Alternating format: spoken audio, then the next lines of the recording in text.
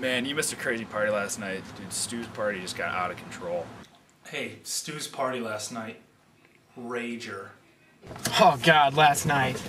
That was ridiculous, man. Yeah, last night I must have had like the entire case of Keystone Ices. I swear, like 28. I mean, Bertrand only had like 2, but I had the other 28, if you know what I mean. Like Alex, he was like, oh man, I'm so drunk. I had like 8 beers. I'm like, whatever, man. He had like 2. I had like fucking like 28. What a douche. Don't say anything like like I said this to him or anything, but I hate that son of a bitch. Alex showed us all why his nickname's Taint last night. At a certain point, like just a busload of like C-list celebrities showed up. It was like the big dude from Lost, Sandra Bullock's dad, the keyboard player from Madonna's touring band. Well, like the 1995 tour, the world tour. Only the German tour dates though. But still, like, I mean, that guy's gets mad ass. Oh my God. Oh, that was a person. Oh, we're gonna keep on driving. I exchanged a V card with a retard. Yeah, at a certain point, Sandra Bullock's dad just started beating the shit out of Birch. And, it just got a little out of hand. Had to pull him off. I mean, the guy's like 60, 65, but, he's still got the calves of a 20-year-old, so. His calves are huge. Go to Google, type in Sandra Bullock's dad, and you gotta get yourself a poster of those calves. I mean, if you put determination underneath. Yeah, the weird thing, we were karaoke partners just an hour later. We sang that song from Miss Congeniality. Let me get deep in yo skis. Yeah, last night I had on my go-to sweater and athletic shorts combo. It just shows the ladies that I'm there to party, but if there's a volleyball game, I'm gonna win it. I'm there to ball, but I'm there to have free-for-all. I threw my back playing full contact origami with Perez Hilton. Have you heard of Whiskey Dick though? Huh? Because Alex, last night he had whiskey butt. Tegan from Tegan and Sarah gave me this hat. I told her how cool it was, and she said she'd give it to me if I stopped throwing the C word around so much. We almost got kicked out. I was rolling joints with paper I was ripping out of their family Koran. I didn't smoke any of it though. It was Bertrand who did, so kill the messenger.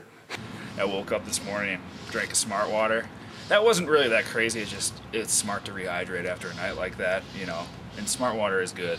We played this crazy game of Russian roulette, but it was with a chainsaw. And it was like, well, who could get it started first? Of course, the thing started up right off the bat, so everybody had to take turns. And we played that game, how do you want to die? And Tom Hanks was saying he wants to die forgetting his password in an S&M orgy. Alex pulled out his leather whip and said that could be done. That game, remember the game we used to play in high school all the time? We played it for like an hour. What's it called? Oh, it's Where's Aaron Bauman's Index Figure? Oh man, it was a blast. Let me tell you, it was hard to be found. Actually, it was a good thing I brought those prosthetic legs and such. It came in handy towards the end. I wasn't foreseeing that at all. Yeah, Birch started trying to roll some joints out of what he thought was weed. It turns out it was Frank Sinatra's ashes. And he said he got a good buzz off it though. It was ashes, like for the majority of the time. But man, it got me. Alex came out of the closet dressed as a munchkin at one point, and he jumped up onto the couch and just sat on my face, and he told me to follow the yellow brick showed, and I did. Yeah, Aaron was pretty out of his mind. He hooked up with our old volleyball coach, Mr. Jezik, and I think he thought it was someone completely different, but it's weird because he's like a 300-pound bald guy. I don't know how you get that confused, but he had a night, You mean he's not alive anymore? Sammy? Yeah. Wow, I really thought he was on his way, like downhill.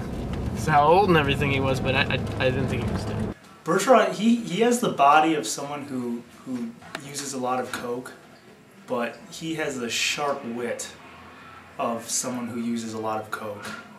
Dr. Oz was there. He was giving complimentary prostate exams, and I took 2. In case you were wondering, I am healthy. Prostate is a-okay. After the party, we wanted to eat naked.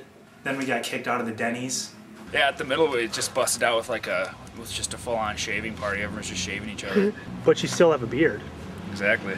It was kind of weird too. Late in the night, I noticed Bauman. He kept talking to some large guy who looked like John Goodman. He kept telling him, "Hey, man, I got a new movie for you," and he was going off on it. He actually was kind of clever. It was a story. It was about a few good men, but it was where John Good. He played every part, you know, and he was gonna call it A Few Good Men.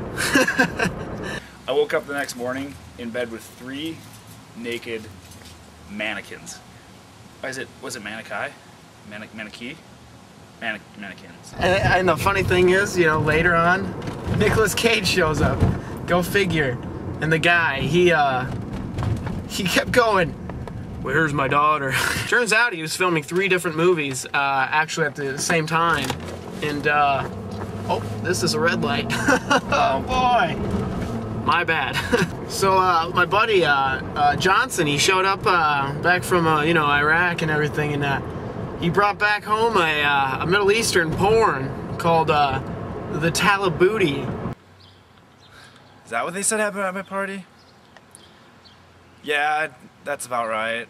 Because even later in the night, we ended up making a human centipede, but a human spiritual pede, because we used Gandhi and Buddha.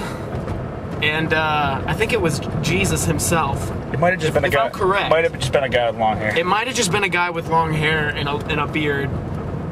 I think it was, but he looked like JC to me. Oh God. It was slippery as a Cajun frog. I think we actually filmed another Tyler Perry movie that night. It was called Tyler Perry's House of Fuck.